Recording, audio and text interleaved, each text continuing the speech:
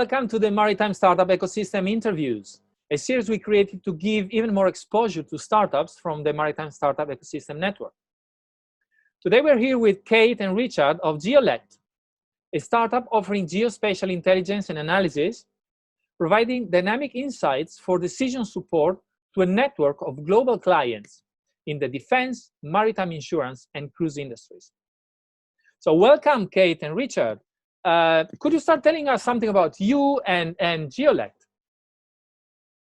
Absolutely. So, hi, I'm Cate. We started Geollect, 3 years ago now? 3 years ago. We've really been operating for the last 2 years.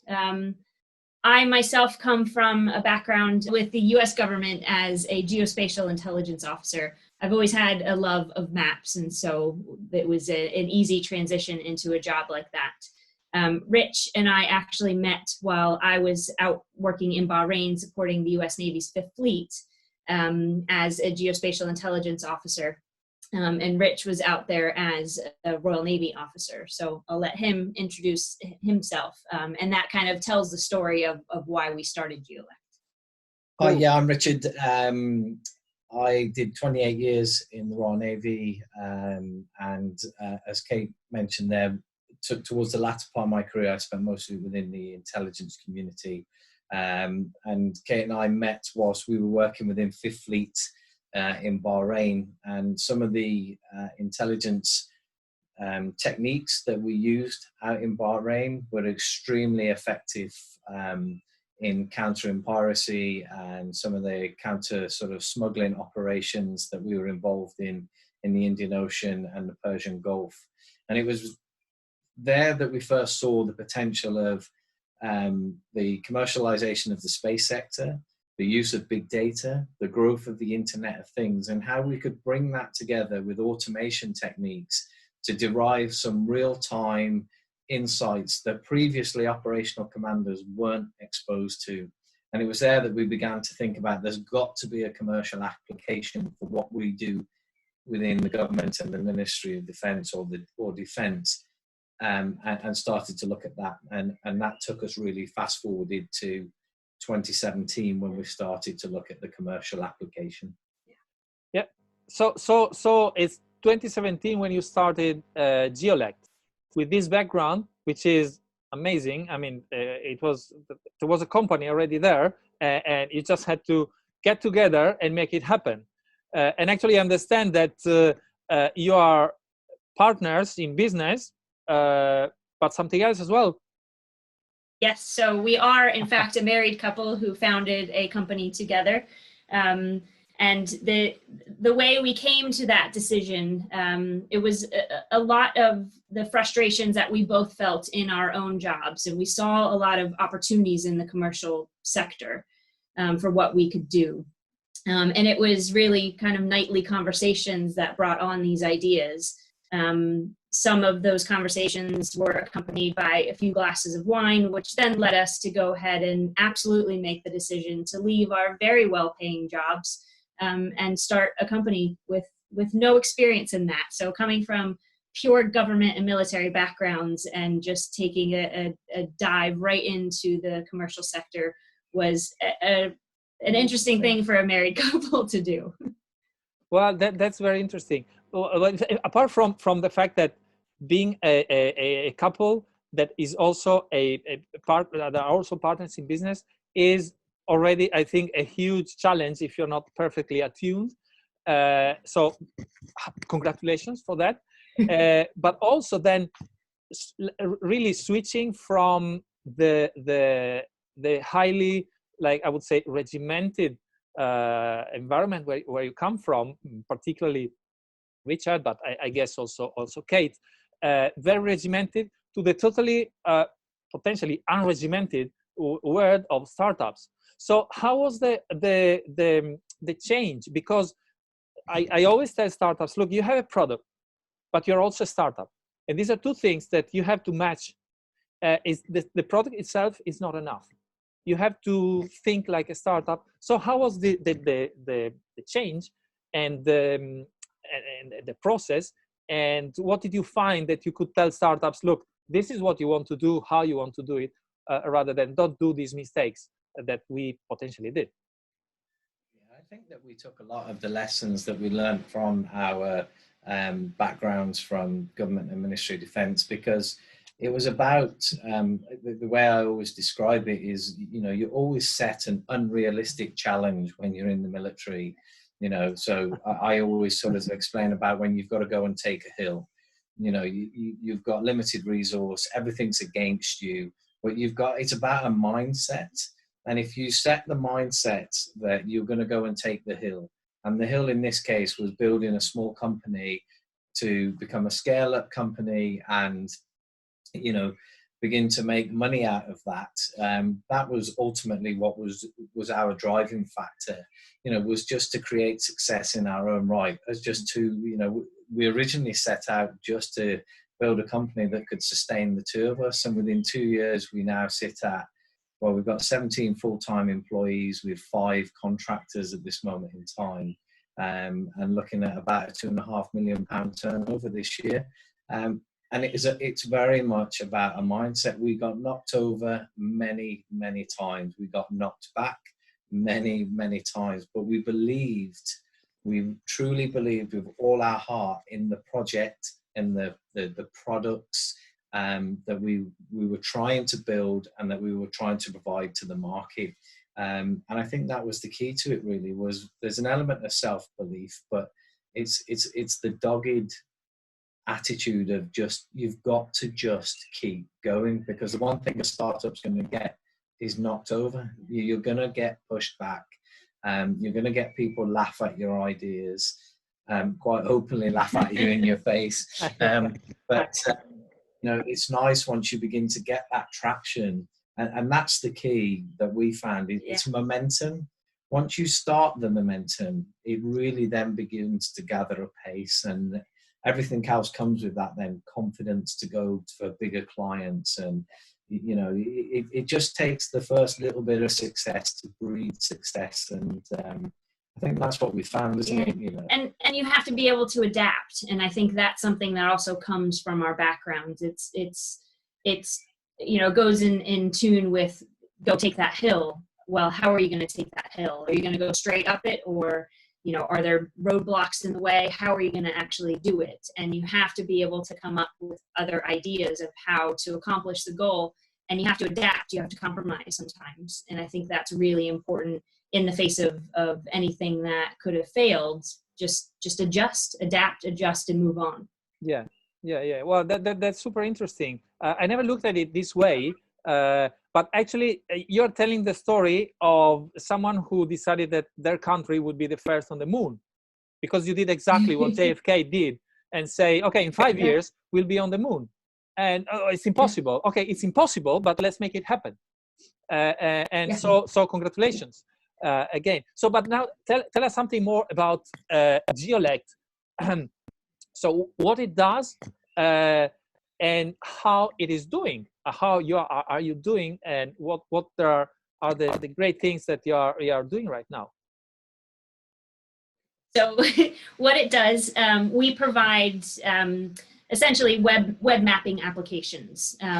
We phrase that as intelligence as a service. So they're subscription-based platforms that our customers access, and these platforms aggregate multiple disparate data sets together into a mapping context. So location and time are the key aspects of everything that we do. That's what geospatial means. Yeah. And we take any kind of data, whether that's a news article or a social media tweet or a vessel's location or the latest, you know, security incident, and we map all of that out into one system. So it's a comprehensive picture. It's a common operating picture. But it's more than that. It provides access to data so you can see everything, but also the analytics on top of that. So a user, whether they are a top-level decision maker or an analyst or a loss prevention executive in an insurance company, they are all looking at the same picture, but they have the same access to the platforms, but it's usable by all those different levels. So we provide those services into the maritime insurance industry, into defense, and also into the cruise industry. So there are varying levels. Some users have access to an alerting system. So we set certain thresholds within these platforms so that the users can be alerted to when those thresholds have been exceeded. For example, tracking vessels into sanctioned territories, so territorial waters of sanctioned countries, and a whole diverse set of other criteria. I'll let you explain how we're doing. Well, I think we're doing exceptionally well. We managed to close out our sales pipeline for 2020 in December 2019. So we've already closed out all the sales that we anticipated making this year before we even started the year. So that's been tremendous for us. The growth in defense has been 10 times what we forecast. We now have our platforms across 60 departments within the Royal Navy. So that's pretty much every operational command within the Royal Navy uses our platform. We have 5 platforms across the Ministry of Defence in all the key intelligence locations in Defence Intelligence and Pathfinder. With Carnival and Royal Caribbean, our footprint is 60% of global cruise lines use our platforms for their security and situational awareness. And in the maritime P&I market and in insurance, we've got 5 of the biggest P&I clubs as clients. There's 13 clubs globally. So, we're doing well. The penetration that we've achieved in the market has been astounding to us.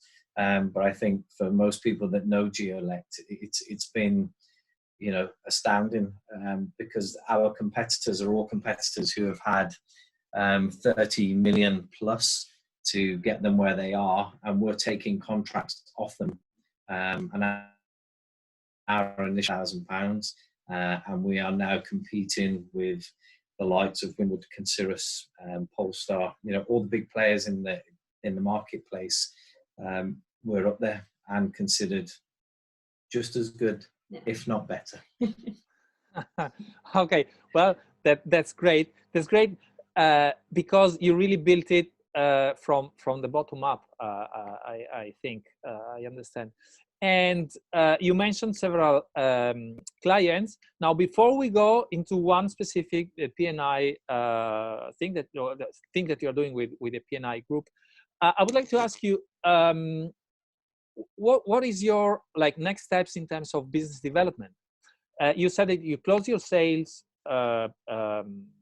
funnel for this year already in December, last December, but are you planning to grow organically?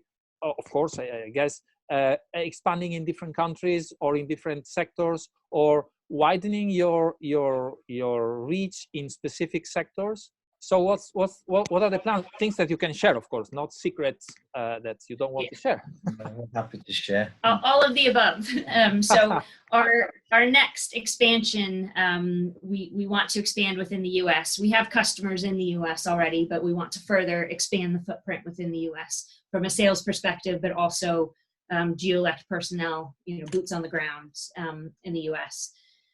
With regard to further expansion, we're looking at other defense from the maritime perspective, looking at other countries that have weaknesses that we can come in and help alleviate. So looking at other coastal defense countries, and we are also looking at in terms of the market expansion, expanding within each of the sectors that we're already in, but then also spreading out into beyond those. Initially just within the maritime sphere. So we're starting to put some feelers out to look at the super yacht community, because we think it aligns really well with what we're doing with the cruise industry and also with defense from a security perspective. And then looking to the shipping owners as well, looking to the vessel owners to see what we can provide to help mitigate some of their pain points. And then I think you have some other ideas for other areas that we're expanding into?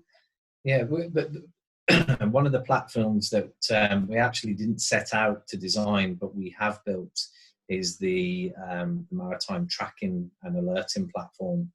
but we've now got people reaching out to us from other sectors. So looking at ship chartering and looking at vessel history for vessels that are on time charters, looking at vessel efficiencies, so comparing competitors' fleets in terms of their efficiency of use.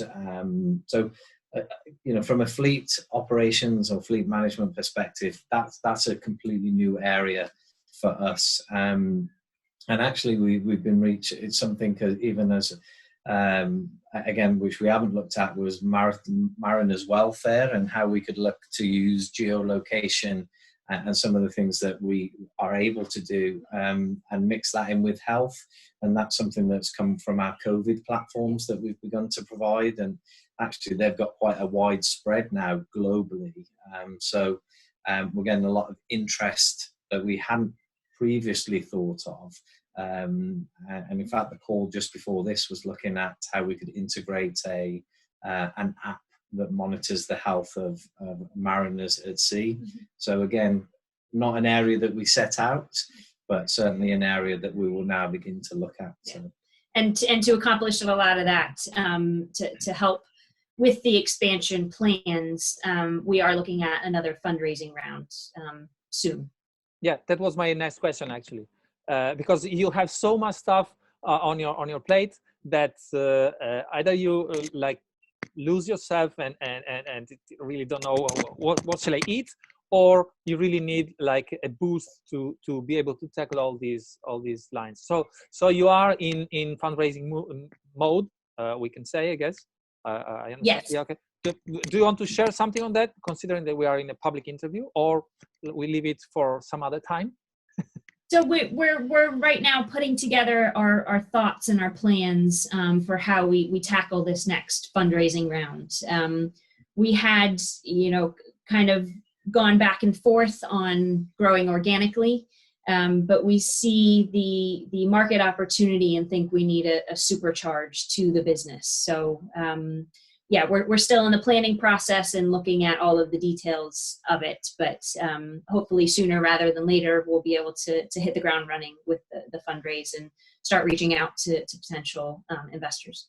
A lot of the work that we did, because we haven't just decided that we're going to sort of look at the next fundraise. What we've had to do is look at the market now with COVID and just reassess some of the forecasts that we put in place, just to make sure that those are realistic. But also with us, we're very blessed. COVID has actually presented us with some other opportunity considered in our forecast. So a lot of it is just realigning what we've already planned. Yeah. Okay. Well, that's great, and I think that you're in an excellent position right now, where you have the evidence of so much demand from the most disparate markets that ask you to provide services, that you're in a position also at a very strong position in front of potential investors to say, okay, so you want to invest in me, not the other way around. Not I'm looking for your money. You investor want to invest in my company. So you're in a much stronger position, and it's really excellent.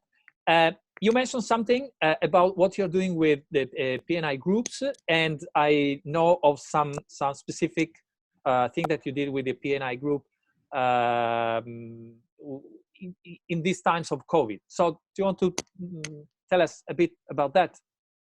So we worked with the North of England P&I Club to set up a COVID-focused dashboard that could be hosted on the International Group of P&I Club's website, in order to help the maritime industry understand what was going on a global scale, not just from the outbreak perspective and documenting the cases of COVID across the globe and mapping that out, but also mapping out any relevant information to anyone in the maritime industry, whether that was the charters, the vessel owners, the insurance companies. So putting together a comprehensive picture, looking at any of the port restrictions, any country restrictions, and putting that all into one platform. So we've sourced from quite a few different data sources and just pulled it all together into one platform. So the user can zoom into a port, they can see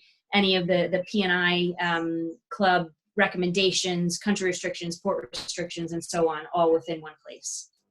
And what I understand is that this thing that you did with the P&I group is free, free access for everybody. And I think in these times of COVID is an excellent thing that all startups should learn from, and many startups are doing. We are the weakest. We, the startups, are the weakest, but we are also in a position to add value to society in these times of like bad times, with relatively low cost for us, but great value for society. I think that, well, we are now half an hour. I think that we should keep it short-ish. Is there anything that you want to add to what we said? Maybe whatever message to either clients or to investors or to whatever.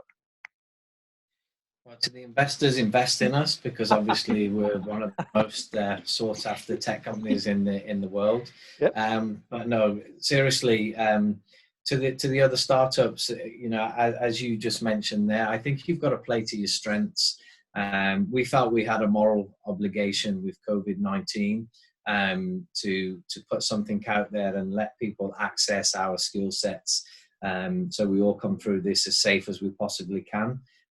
So we felt the moral stamp was the right thing to do. And I don't think that weakens you as a startup. Yes, we don't have the money to do that. However, from a marketing standpoint, yes, it gives us a great platform, but it also gives us a window to demonstrate our skill sets as well. So from an influence perspective, it shows that the fiber of the company is made of the right thing. You know, we are what we say on the tin. You know, we're a very committed company. We're a very loyal, professional company. And we always go above and beyond for our clients. And we've proven that over the last 2 years, which is why we've got the traction that we have. And the COVID piece hasn't been a surprise, just because that's the nature of our company. Yeah. So, well, great. I think that everything is going great in spite of being relegated in our houses, or maybe it's also a nice thing sometimes. We don't have this in our office. Yeah. Okay. So let's go for the drinks now. Thank you very much for this chat. I hope that it's going to be useful for whoever will listen to it, be it startups, investors, clients, because you're really doing a great job, and you are an example for all the community. Thank you very much for all you do. Thank you, Leonardo. Thanks for the chat. It was great to catch up with you. Thank you, guys. Cheers. Bye. Bye. All right. Bye.